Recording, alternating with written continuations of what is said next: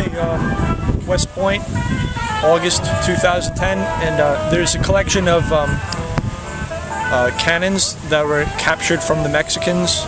So follow me.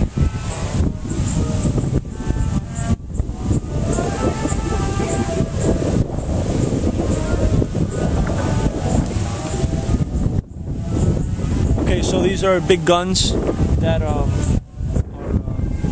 captured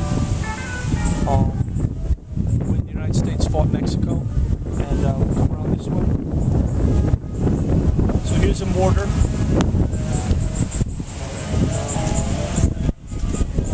So here's a seal of Mexico, like this. It's a seal of Mexico. Okay, good. And there's another one over here.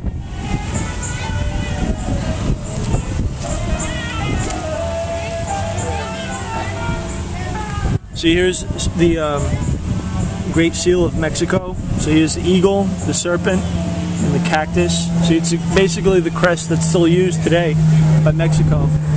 And so these are old